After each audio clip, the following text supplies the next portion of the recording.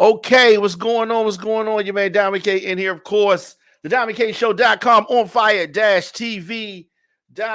We are live every weekday right here. A lot of things that we got to get into, a lot of things that that I got on the Visit onfiretv.com for live top stories, breaking news, and original shows. In Texas, wherever it is in the country, it is always something with guns. We're going to talk about that. Of course, the war in Ukraine rages on. The police in Texas under the spotlight over the amount of time that it took them to get, this response going for this massacre. We got to talk about that. Of course, the appeals court has ruled that Donald Trump must testify in this New York probe. A lot of things on the plate today. So, with regards to what is happening or what has happened in Texas, right? Just 10 days ago, we had to deal with the effects of a mass murder in Buffalo. Now, police are under the spotlight over the speed that the speed of the response to this school massacre. Love Potion, how you doing? In the building, shout out to you. I need to holler at you too, by the way. I'm gonna reach out to you behind the scenes, Love Potion.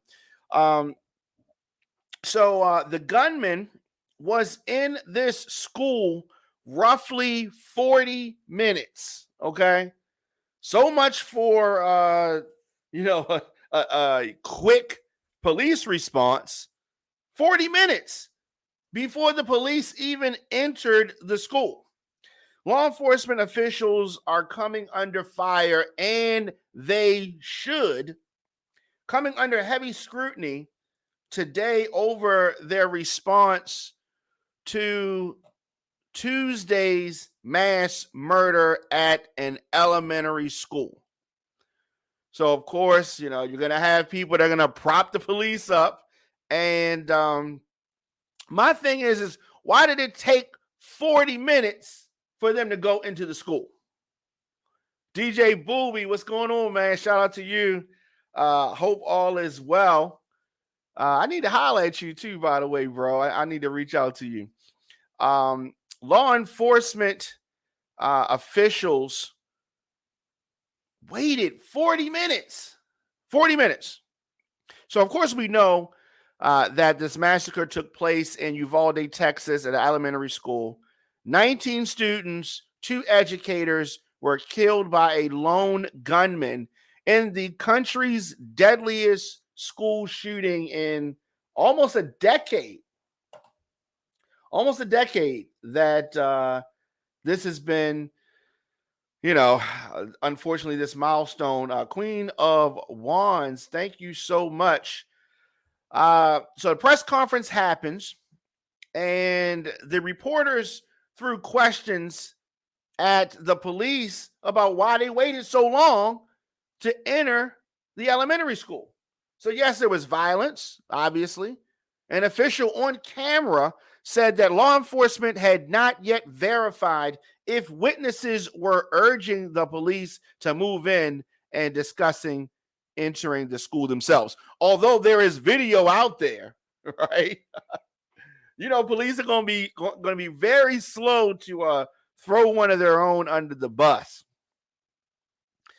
They said this: "We have not verified if that's a true statement or not, or whether it's just rumor out there." Look at them trying to muddy the waters, right? Now, they continued, "You've got to understand we're getting a lot of information. We're trying to track down and see what is true. We want to vet it," they said.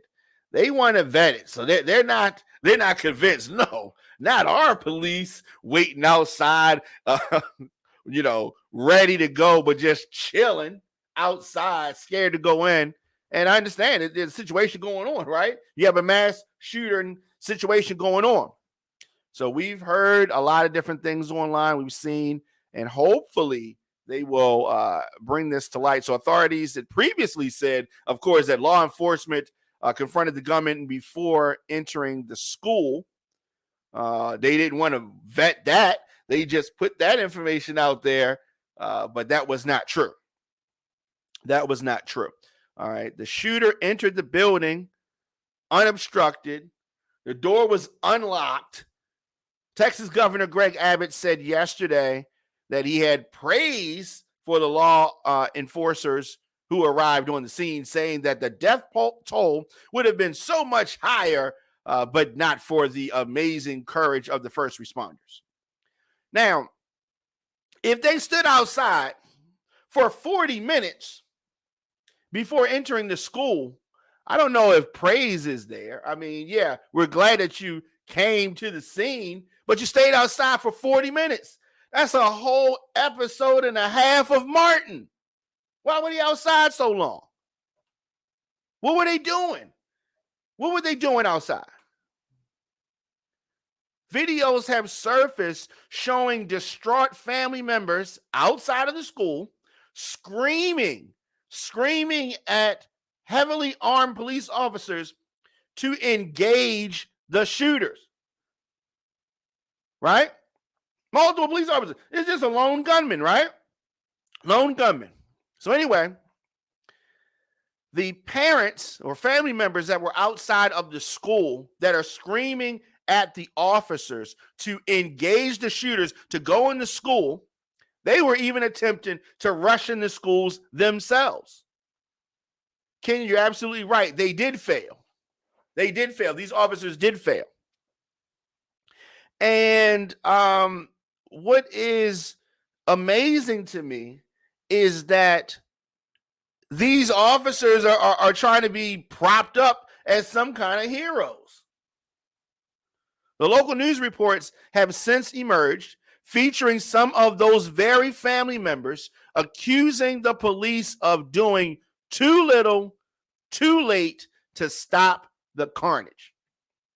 And Kenya points out that everybody in Texas has a gun. I think you're right. I think just about everybody in Texas has a gun.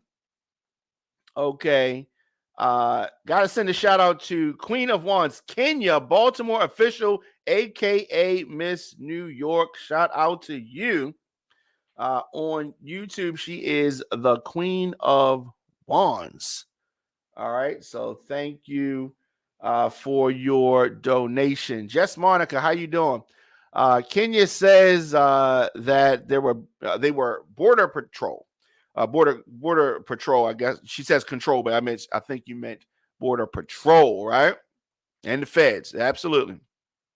So the Associated Press reports that the father of a fourth grader who was killed in this shooting said the police officers were still outside of the school when he arrived on the scene. He proposed that he and another bystander tried to enter the school because the officers were not. The police, he said, were unprepared. The police were unprepared. Now, the Uvalde Police Department, of course, they're gonna lay this out like they are the best thing since sliced bread. You know, they held it down. If it wasn't for those pesky kids with these cameras, yeah. So they got cameras, they got footage showing a different story than what the police in Uvalde, Texas, have been putting out there.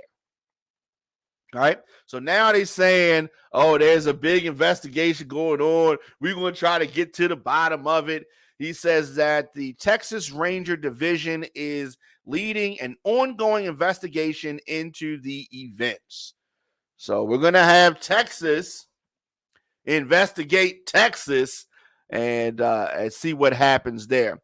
So the police chief, Daniel Rodriguez, says, I know answers will not come fast enough during this trying time, but rest assured that with the completion of the full investigation, I, meaning he, Police Chief Daniel Rodriguez, will be able to answer all the questions that we can. He said this in this press release. So they put this press release out today, signed by Police Chief Daniel Rodriguez, and it says that the officers responded to the attack within minutes.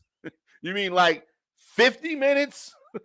He said that the Texas Rangers, of course, are leading this investigation. We're going to see what happens there. Now, of course, the controversy arises less than 48 hours after 18-year-old Salvador Ramos entered Robb Elementary School in Uvalde, Texas, killed 21 people, including 19 children. Deadliest shooting since the 2012 attack on Sandy Hook Elementary School in Newtown, Connecticut. If you remember, that massacre left 26 people dead, including 20 children. So this is the world that we live in, and we have got to stop being so desensitized to death, so desensitized to loss of life, to violence, to kids being killed. Yeah, it is very, very, very heartbreaking. Very heartbreaking. So the authorities are saying one thing. Folks that were on the scene are saying something else. And there is video. There's a lot of video out there, and more video is going to come. So I really think that the Texas Rangers need to be very careful with what they put out there, because the video evidence could contradict that, and it just looks bad. Just looks real bad. Just tune in, your man Diamond K in here, of course, the DiamondKShow.com, onfire-tv.com. I am here weekdays, 6 p.m., running down the news and doing that from a straightforward perspective. The Senate Republicans blocked a domestic terrorism bill. A terrorism bill. No surprise there that it has been blocked. There's no surprise. Senate Republicans, not one Republican voting for this. So what are we talking about? Today, they blocked a bill to create a domestic terrorism office within the federal law enforcement agencies in response to mass shootings in Buffalo, New York. Of course, you remember that one left 10 people dead. Senate Majority Leader Chuck Schumer, Democrat of New York, framed the Domestic Terrorism Prevention Act as an opportunity to vote on Republican and Democratic amendments to try to curb some of this gun violence. They want to try to do something, and what the Democrats came up with was this bill that's going to create another task force, essentially, that's going to focus on domestic terrorism. He said that the bill is so important because the mass shooting in Buffalo was an act of domestic terrorism. We need to call it what it is, he said. Domestic terrorism. It was terrorism that fed off the poison of conspiracy theories like white replacement theory. Schumer said on the floor before the vote, and Republicans were not going along with that. The vote broke down along party lines, 47-47. As I said, not one single Republican voted for this measure. The legislation would have created an interagency task force within the Justice Department, Department of Homeland Security, and the FBI to analyze and combat white supremacist infiltration in the military and federal law enforcement agencies. Of course, you have white supremacists within these organizations, within the military within federal law enforcement, and the Republicans were like, "Oh no, we don't want you to stop that." The Republican senators argued that the new federal laws and the offices are not needed. Oh no, everything is fine the way it is, they said. There's no need to monitor and prosecute domestic terrorism because politically motivated violence is already covered by existing laws. Hey, wait, it's not working. The FBI director already said what the big problem is: domestic terrorism. Senator Rand Paul, you know what we think of him. He's a Republican from Kentucky, and he called the legislation an insult to police officers. No, he's an insult to humanity, Rand Paul. But anyway, he says that the legislation is an insult to police officers and military service members. It would be a Democrat plan to name our police as white supremacists and neo-Nazis, he says. I meet policemen throughout Kentucky, and I've never met one policeman motivated or consumed by any kind of racial rage, he said. All right. This white man says that he's never met or seen any police officer that was motivated or consumed by any type of racial rage. What? He's like, a racist? I've never seen, and this is the kind of problems that government has. This is why people get so frustrated with government, because nothing gets done. It's a whole bunch of double talk, a whole bunch of nothing. And what I said yesterday, and I'm going to continue to say it, when we have this gridlock, when nothing gets done, we have to get those people out of there. Most of the politicians are too old. We cannot have 80-year-old people running the country. They're too old. They are too old to be running the country. We wouldn't let 80-year-old people in our family handle the car, plan the family reunion. We would say, no, grandma, grandpa, sit down. We got this. You just chill, right? And we would have somebody younger doing it. So what's Kenya saying? Kenya on Instagram is saying that the mask is lifting. If we the people don't stand up, she said, we'll have 40 plus people continue to go against what we all collectively want, which is change. You are absolutely right, Kenya. I mean, we have got to stop letting a few people stand in the way of progress. What we need, progress. And Senate Republicans and Republicans in Congress in general are just in the way of getting things done. Now, President Biden has been a major disappointment. So what we had was two old white guys. One is a extreme narcissist, and the other one is empathetic, but he's inept, and that's President Biden. So we had those two choices, and we had 4 years of the extreme narcissist, the liar, and we're going to get to him in a minute, and now we're going to have 4 years of an inept Joe Biden. Not getting anything done, really. Not just shuffling along. They're propping him up. He has been a complete disappointment. But that's what Joe Biden has always been, a disappointment. If you look at Joe Biden's record, you go back to the 90s. You look at the way that he handled the Clarence Thomas, Anita Hill fiasco. If you look at different things that he said about President Obama before he was elected, when he announced his candidacy for the presidency back then, 2006. Things that Joe Biden has said over the years. Definitely not a stellar person. Definitely wasn't my pick.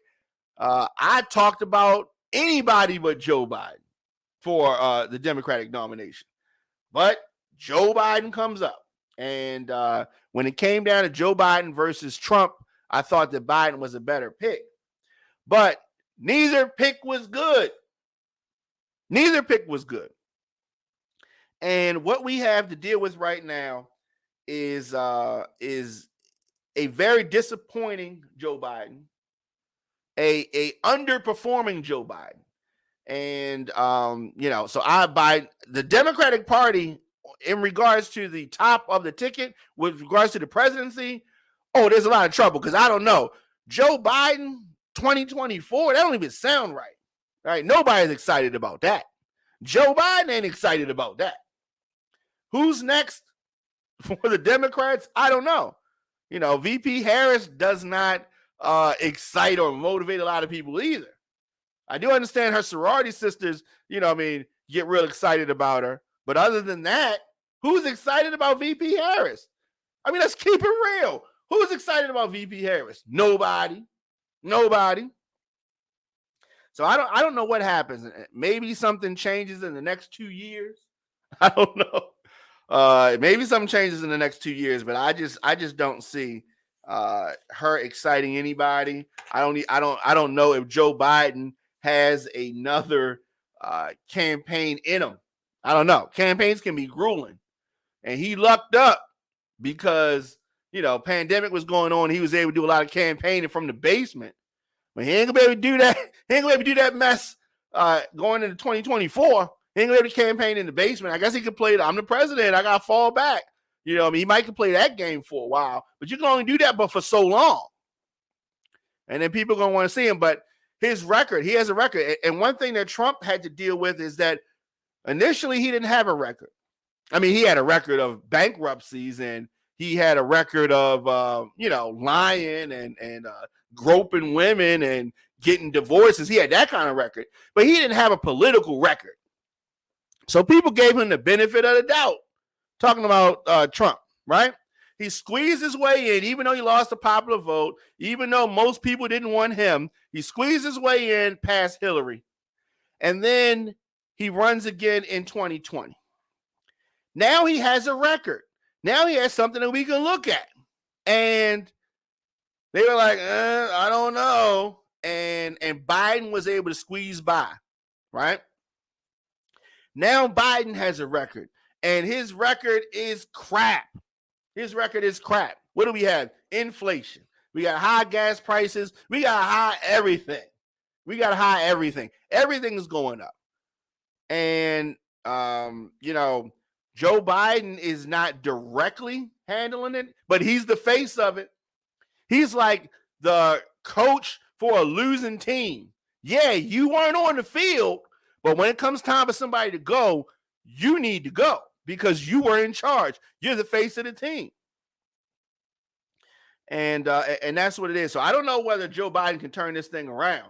I don't even know if Joe Biden can physically make a circle and turn around. I don't know. He can turn around the other way. I don't know. If somebody said, hey, Joe, and they're behind him, can he turn around? I have no idea if he can. I don't know.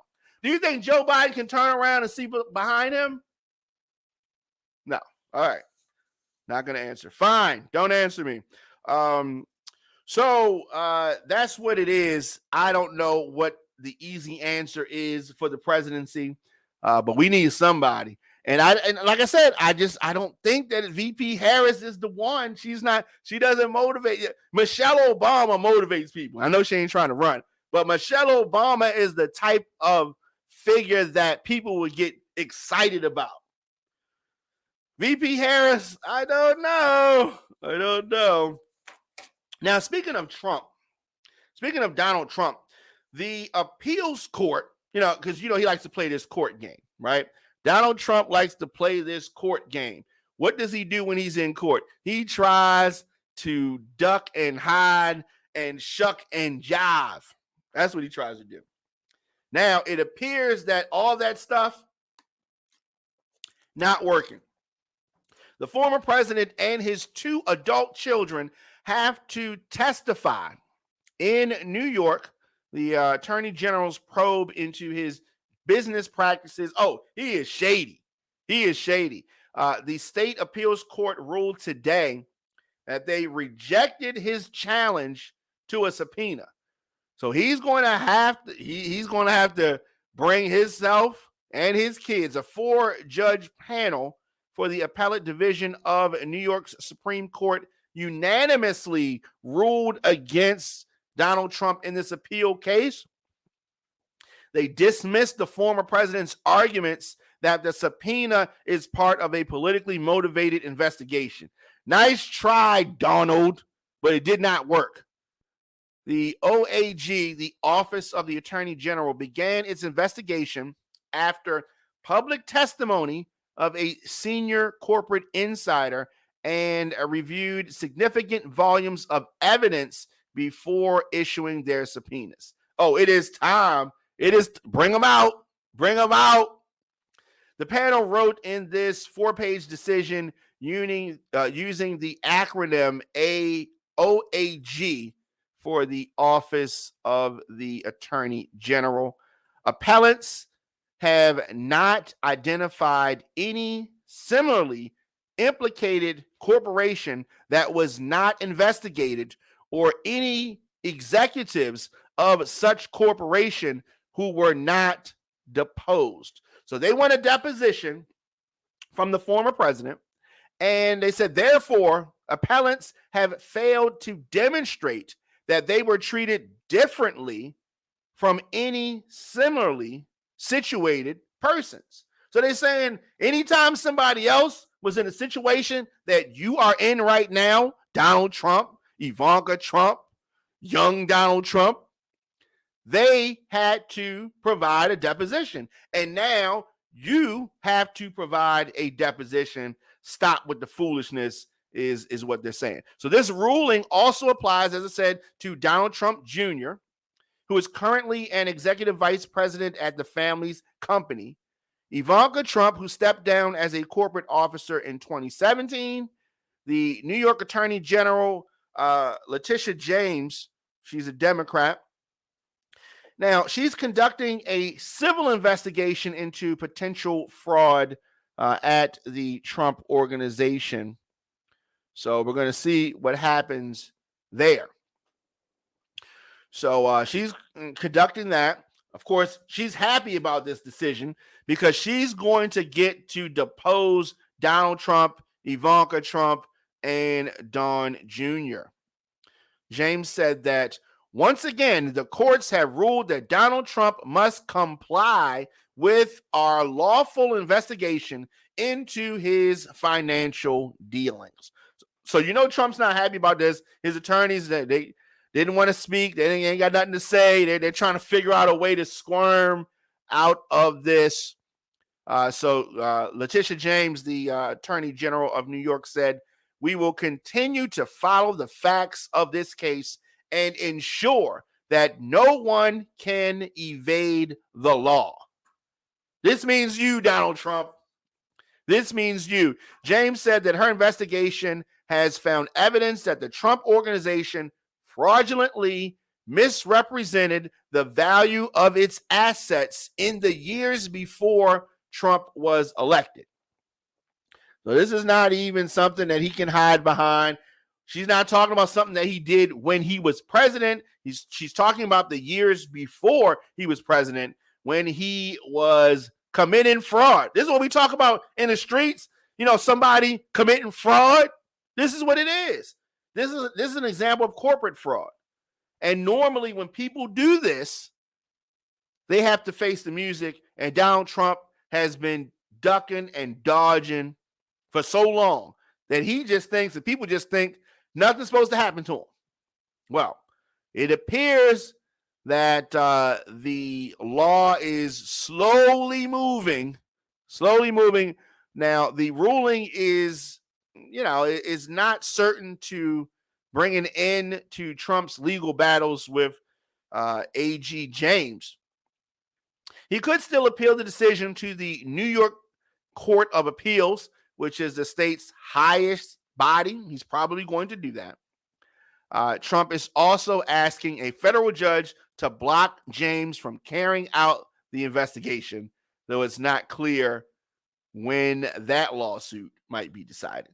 So Trump is trying every delay tactic that you can possibly think of. Trump had appealed to a lower court ruling ordering him to provide testimony and documents to AG James' office. The judge found Trump in contempt earlier this month for failing to comply with the order. And in that order, he was supposed to provide testimony and documents to her office. He, didn't do that. They found him in contempt.